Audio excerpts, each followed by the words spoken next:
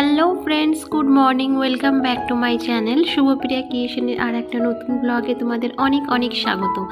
আশা করি তোমরা সবাই ভালো আছো ও সুস্থ আছো, আর আমিও খুবই ভালো আছি।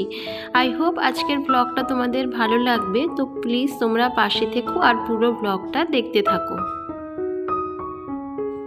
এখন বাজে সকাল 8:30। ব্লগটা এখন থেকে স্টার্ট করলাম তোমাদের সাথে নিয়ে।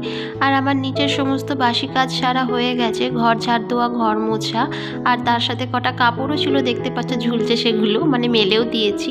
তো ভাবলাম ছাদটাই বা পড়ে থাকে কেন, এটাকেও একটু ঝাড়ু লাগিয়ে দিই, কারণ 2 দিন আগে যে বৃষ্টি হয়েছিল কিন্তু তারপর থেকে আর ঝাড় দেওয়া হয়নি। আর ছাদে তো আমার অনেকই গাছপালা রয়েছে, তো তার পাতা পড়ে একেবারে নোংরাই হয়ে থাকে। আর নিচে এসে একটু চাও বসিয়ে দিলাম, কারণ এইদিকে বাসি কাজ সাথে সাথে আমি চায়ের কথা প্রায় ভুলেই গেছিলাম। মানে না গো, ঠিক কি বলো তো, আমার বর ঘুম থেকে ওঠেনি, তো তাই জন্য আমি চাটা বানাচ্ছিলাম না। তো ভাবলাম কি 1 কাপ চায়ের জন্য আবার এই বাটিটা নোংরা করব, তো একেবারে ও উঠলে 2 কাপ চাই বানিয়ে নেবো। আর এখন দেখো চা খেয়ে চলে আসলাম ছেলেকে খাওয়াতে, কারণ ছেলেও স্কুলে যাবে, প্রায় 9:15 বাজতে যায়। 2 দিন আগে বৃষ্টি হওয়াতে ওয়েদারটা না বেশ ভালোই ঠান্ডা হয়ে গেছে, আর বাইরে ভীষণই ঠান্ডা হাওয়া চলছে। কিন্তু এইদিকে আমি এক এক করে সমস্ত ঠান্ডা জামা কাপড় তুলে দিয়েছি, আবার যেন মনে হচ্ছে বের করতে হবে, মানে এমনই ঠান্ডা হাওয়া চলছে। আজকে সকালে ঘুম থেকে উঠছি সকাল 7টায়, কিন্তু সকাল থেকে আর ব্লগ স্টার্ট করতে পারিনি, কারণ ভীষণই একটু কাজের চাপ ছিল। তো সেই সময়টায় না আমার মনে হচ্ছিল কাজগুলো আগে তাড়াহুড়ো করে নিই, কারণ প্রতিদিনই তো একই জিনিস আর তোমাদের কী দেখাবো, তোমরাও দেখে দেখে অভ্যস্ত হয়ে গেছো। তাই ভাবলাম না, ব্লগ ছোট হোক যাই হোক, কিন্তু প্রতিদিন এক জিনিস তোমাদের সাথে আমি শেয়ার করব না, যাতে তোমাদেরও একটু ভালো লাগে। আর এখানে দেখো আমি না ছেলেকে খাইয়ে চলে এসেছি এই ড্রেসিং টেবিলটা মুছতে, কারণ ড্রেসিং টেবিলের উপর প্রচণ্ড ধুলো পড়েছিল। কি বলতো, 2 দিন ছাড়া ছাড়াই মুছতে হয় বন্ধুরা, কিন্তু তাও ধুলো পড়ে যায়। এই সমস্ত আসবাব ফার্নিচার না বন্ধুরা, প্রতিদিন যদি মোছা যায় তাহলে ধুলো নোংরা অতটা জমে না, কিন্তু দেখবে 2-3 দিন ছাড়া ছাড়া করে মুছলেই বেশ ভালোই ধুলো জমে যায়। মানে প্রথমে ঝেড়ে নিতে হয়, তারপর একটু জল ন্যাকড়া দিয়ে না মুছলে না ধুলোগুলো একদম উঠতে চায় না, মানে আমার তো সেটাই মনে হয়। তো আমি সেটাই করি, ধরো একবার পুরো ঝেড়ে নিই, তারপরে একবার জল ন্যাকড়া দিয়ে ভালো করে মুছে নিই, তো সেটাতে না বেশি ডিপ ক্লিন হয়।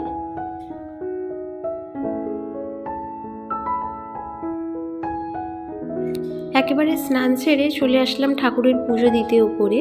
আর এখন দেখো ঠাকুরের বাসনগুলোও মেজে নিচ্ছি। আর আজকে যেহেতু বৃহস্পতিবার, তো অনেক কাজই থাকে ঠাকুর ঘরে, ধরো ধোয়া মোছা, এদিকে ঠাকুরের বাসনপত্র সমস্ত কিছু মাজা, তো পরিষ্কার করা ঠাকুরের যে মানে কাপড়গুলো, তো অনেক কাজই থাকে। তো সবটা না তোমাদের সাথে ব্লগে আমি শেয়ার করতে পারি না, তাহলে ব্লগটা না বন্ধুরা অনেকটাই বড় হয়ে যাবে।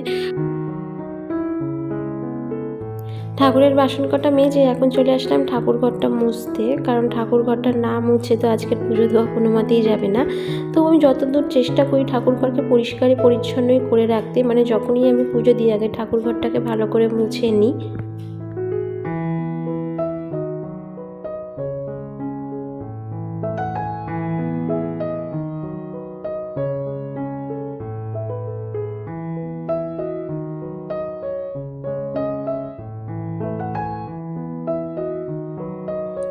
আর এখানে দেখো আমার অপরাজিতা গাছে বেশ অনেকগুলোই ফুল হয়েছে, তো সেগুলো এখন তুলে নিই, কারণ শিব ঠাকুরকেও দিতে লাগে। কারণ শিব ঠাকুরের জন্যই আমি এই গাছটা বসিয়েছিলাম বন্ধুরা, যেটা বাস্তব সত্যি কথা। আমার শিবলিঙ্গ আছে আর লোকনাথ বাবাও আছে, তো তার জন্যই আমি এই নীল গাছটা মানে নীল ফুলের গাছটা বসিয়েছিলাম।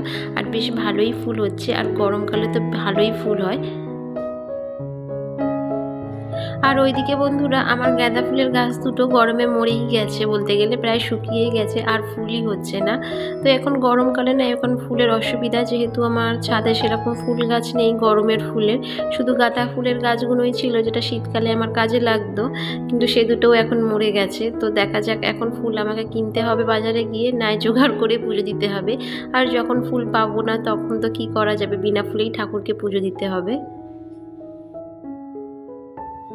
কিন্তু বন্ধুরা আমার ছাদে না অনেক নয়নতারা ফুল গাছ আছে, কিন্তু শুনেছি নয়নতারা ফুল গাছ নাকি ফুল ঠাকুরকে পুজো দেওয়া যায় না, কিন্তু যখন ফুল পাওয়া যায় না তো তখন কি করি বলো তো, তখন তো ওই ফুল দিয়েই ঠাকুরকে পুজো দিতে হয়, আর ঠাকুরকে ফুল দিয়ে না পুজো দিলে মনটাও শান্তি লাগে না। পুজো শেষ করে এখন চলে আসলাম নিচে রান্না করতে। আর এখন দেখো একটু গরম জল করেছি, তার মধ্যে সোয়াবিন ভিজিয়ে দিচ্ছি কারণ একটু সোয়াবিন বানাবো। আর সকালে একটু ডাল বানিয়ে রেখেছিলাম, তো আজকের দুপুরের মেনু সোয়াবিনের তরকারি, ডাল আর একটু ভাতে আলু সিদ্ধ দিয়ে দেবো। মানে আজকের না বন্ধুরা বাজার যাওয়া হয়নি, আর ঘরে সেরকম সবজিও ছিল না। তো কী করি, ঘরে সোয়াবিন ছিল, তোর মসুরির ডাল ছিল, তো সেটাই এখন বানিয়ে নিচ্ছি। তো বন্ধুরা আজকের ব্লগটা এখানেই শেষ করছি। যদি তোমাদের একটু ব্লগটা ভালো লেগে থাকে প্লিজ একটা লাইক করে সাবস্ক্রাইব করে কমেন্ট করো।